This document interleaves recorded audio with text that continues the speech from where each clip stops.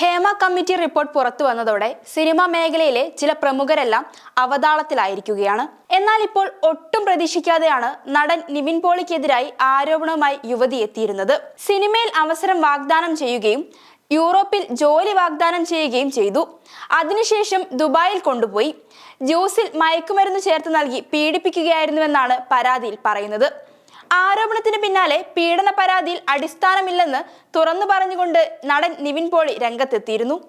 പരാതിയിൽ തന്റെ കൈവശം തെളിവുകളൊന്നുമില്ലെന്നാണ് പരാതിക്കാരി പറയുന്നത്. സംഭവ സമയത്ത് താൻ ഉപയോഗിച്ചിരുന്ന മൊബൈൽ ഫോൺ നിവിൻ പോളിയുടെ കൈവശമാണെന്നും അതുകൊണ്ടാണ് നിവിൻ പോളി ധൈര്യമായി രംഗത്ത് വരുന്നതെന്നുമാണ് പരാതിക്കാരിയുടെ വാദം. എന്നാൽ വിഷയത്തിൽ പ്രതികരിച്ചും നടനെ പിന്തുണച്ചുകൊണ്ടും രംഗത്തെത്തിയിരിക്കുകയാണ് നടൻ ബാല.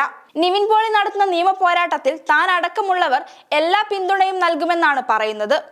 ബാലയുടെ വാക്കുകൾ ഇങ്ങനെയാണ്: നിങ്ങൾക്ക് അറിയാത്തൊരു പോയിന്റും ഞാൻ പറയാൻ പോകുന്നു. എന്താണ് ഒരു ആരോപണം എന്നതുകൊണ്ട് ഉദ്ദേശിക്കുന്നത്? ആണോ പെണ്ണോ മറ്റൊരാളിൽ കുറ്റം ചാർത്തുന്നു, അത് തെളിയിക്കേണ്ടത് ആരുടെ കടമയാണ്? അത് കൊടുത്ത ആളുടെ കടമയാണ്. നിവിൻ പോളിയുടെ കടമയല്ല ഈ കുറ്റം തെളിയിക്കേണ്ടത്. നിയമം പഠിക്കണം. ആരോപണം ഉന്നയിച്ചയാളാണ് അത് തെളിയിക്കേണ്ടത്.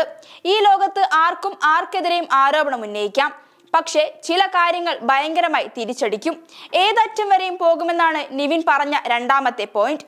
ഞാൻ പുള്ളിയെ കാണാത്ത ഒരാളാണ്, പക്ഷേ കുറച്ച് താരങ്ങൾ പറഞ്ഞിട്ടുണ്ട് ഇവിടെ ബ്ലാക്ക് മെയിലിംഗ് ഉണ്ടെന്ന്. എൻ്റെ ഫോണിലും കുറച്ച് സന്ദേശങ്ങൾ ഇതുമായി ബന്ധപ്പെട്ട് വന്നിട്ടുണ്ട്. ഞാനത് കൂളായി കൈകാര്യം ചെയ്തപ്പോൾ കോമഡിക്ക് ചെയ്തതാണെന്ന് പറഞ്ഞു. നമുക്കും തിരിച്ച് കോമഡി കാണിക്കാൻ പറ്റും. അത് ചിലപ്പോൾ സീരിയസ് ആയി പോകും. നിയമം ജയിക്കണം. യഥാർത്ഥ കുറ്റവാളികൾ പലപ്പോഴും രക്ഷപ്പെടാറുണ്ട്. അങ്ങനെ രക്ഷപ്പെടാനുള്ള വഴിയൊരുക്കി കൊടുക്കാനാണ് നിവിൻ പോളിയെ ഈ കേസിൽ കൂട്ടുപിടിച്ചത്. നിവിൻ പോളിക്ക് ഞാൻ പൂർണ്ണ പിന്തുണ പ്രഖ്യാപിക്കുന്നു. കാരണം ഒരു ആരോപണം ഉയർന്നപ്പോൾ ഉടനടി പത്രസമ്മേളനം വിളിച്ചു ചേർക്കുകയും മനസ്സിലുള്ള കാര്യങ്ങൾ തുറന്നു പറയുകയും ചെയ്തതിനോടുള്ള ബഹുമാനമാണ് എനിക്ക്. അന്തസ്സായി അദ്ദേഹം ആ കാര്യങ്ങൾ പറഞ്ഞു. അതാണ് ആണത്തരം.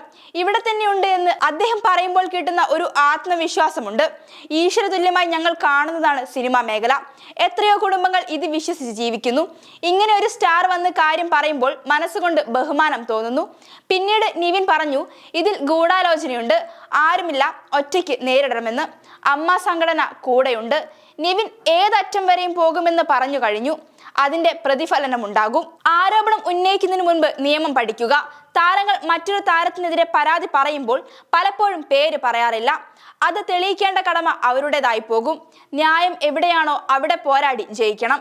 ആരോപണം തെറ്റാണെന്ന് തെളിഞ്ഞാൽ കടുത്ത ശിക്ഷയാണ് അത് കൊടുത്തവർ അനുഭവിക്കേണ്ടി വരുന്നതും.